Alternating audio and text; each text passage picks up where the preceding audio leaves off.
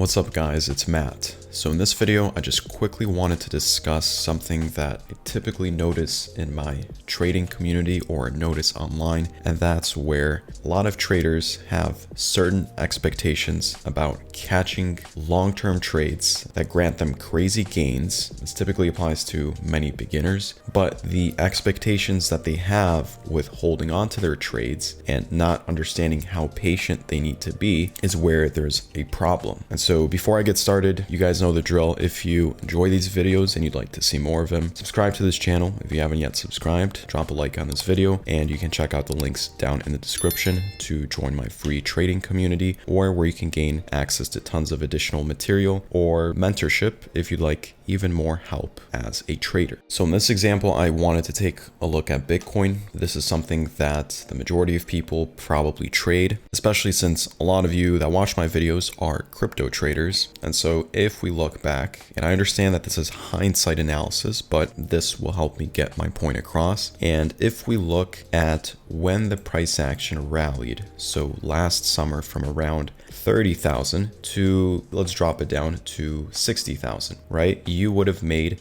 a 100% gain. I'm sure there's a ton of traders that will do their back testing or will see someone online, because this is typically how it works, where they'll spot that someone entered a buy position over here, let's say around 30,000, and they held on to this trade all the way up until we reached 60K. And you can see, wow, what do you know? We got a risk to reward ratio of 1 to 20. But now the issue is that if we break this down, okay, and let me just move this here to the side. Okay, if we actually break down the price action and the fluctuations of what you would have had to do if you wanted to hold on to this trade. If you entered your trade, let me just mark this down. If you would have entered your trade at 30K and rode it up to 42,000, and at this point you would have been up 40%, right? I assume many traders would be totally fine with the profit that they made. If we look at how long this took to play out, so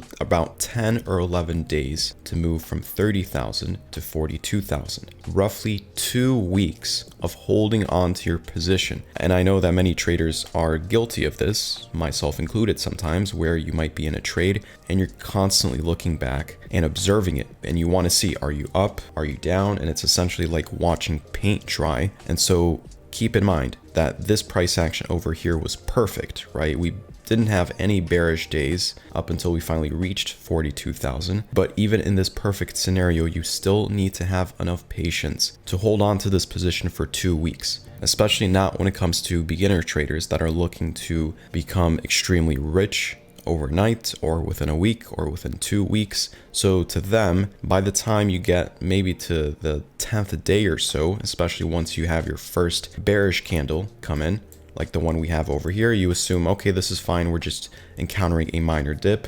Now let's play this forward. Okay, now we're retracing a bit further down. Maybe I should close my trade, maybe I shouldn't, but I still want to hold on in case we go up to 60,000. Okay, now we're dropping a bit more. And now when you see that you have 4 bearish days in a row, and what was initially a gain of 40% is down to, let's say, 27%, this is when many traders start to worry, okay? And then this is where you will tell yourself, well, you know, we probably rejected this region of resistance over here. There's a chance we might drop down to these lows over here. I don't want to exit my trade, break even, okay? And so you either close over here, or what might happen, so let's play this forward. What might happen if we go back to this bar over here, you see the retracement in the market. And then we went from having this bearish candle to this bullish one, right? So the price action basically retraced about, let's just assume this is a retracement. So if we compare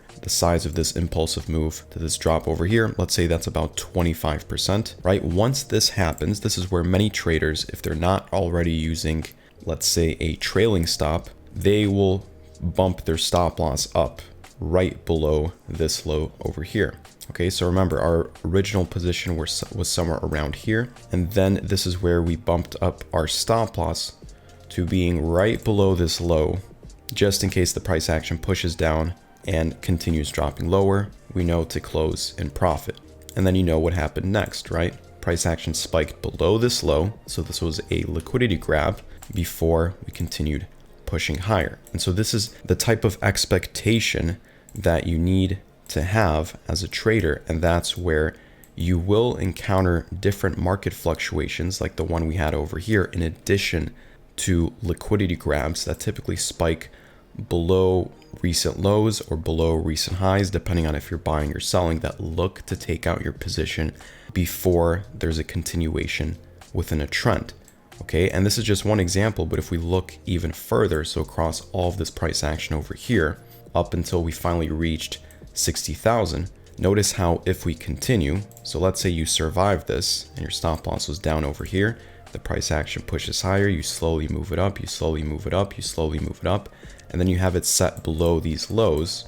Okay, at this point on September 7th, when the market basically crashed 20% or so, you would have gotten taken out. Or maybe you didn't have your stop loss set over here. Maybe you were just looking at the market and the price action unfold, right? Play this forward. You see that it looks as though we formed a lower high. It looks like we're going to continue dropping down lower. You start to panic. You start to fear that what was once an 80% gain is now down to 40%. So you're already halfway there until the price action inevitably pushes down to your entry, or at least these are the thoughts that many traders have. And if I play this forward, right, we can see that this was pretty much just a phase where the price action was accumulating. It gathered up liquidity, and then that's where it finally spiked up. Notice how many fluctuations you would have had to hold on to before you finally got your take profit at 60,000, right? So over here in the beginning,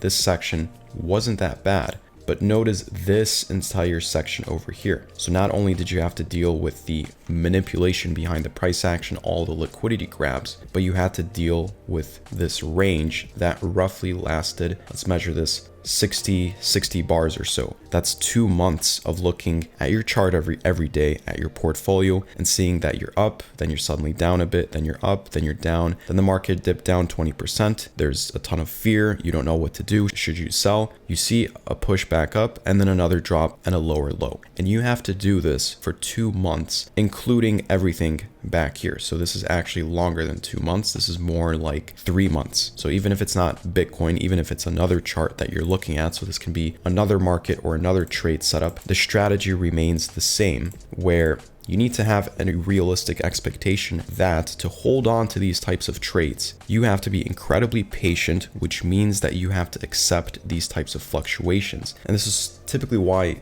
if you do have a trailing stop that's right behind where the price action is fluctuating in, you might get taken out before there's a continuation of the actual trend. And this is something that's normally hard to do, but this is an expectation that you need to accept as the reality in the market. Okay, there are times, of course, where everything will look great, where the market just shoots into the sky or it melts and you don't have to wait as long. But in many cases, if you want these types of trade setups and you actually break down the types of fluctuations in the market structure, you will realize that you will have to hold on to it much longer than you think you do. And that's something that you have to accept. So if you're someone that naturally gets bored over time, or you can't sleep because you're risking too much money into the market, so maybe you bet it a ton of money and then you see these retracements and you're looking to pull out of Bitcoin once you're halfway in this trade, that in itself is a variable that can affect how long you hold on to these trades, which is typically why traders that are the most patient and do catch these types of trade setups, right, they are risking money that they can afford to lose. So even if the price action pushes all the way up and pushes down